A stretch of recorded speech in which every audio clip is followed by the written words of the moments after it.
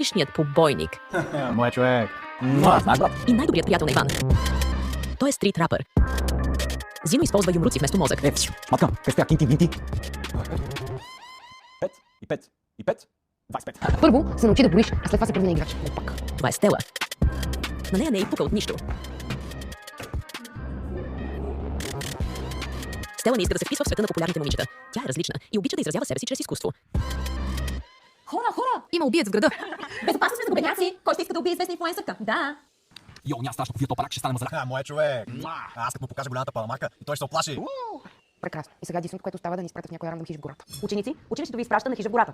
Започвам да се чувствам като в нискобюджетен хорър филм. Гайс, всички отиваме на екскурзия заедно, така че ще организирам парти и всички сте поканени. Пак заповядайте. Сякаш умирам да дойда на тъпото ти парти. Убива! Тогава не идвай. Това ще бъде едно от моите епични хелуин партита. Бейби. Няма да бъде епично, ако аз не съм там. Както кажеш, но знаеш ли, може да вземеш и Иван.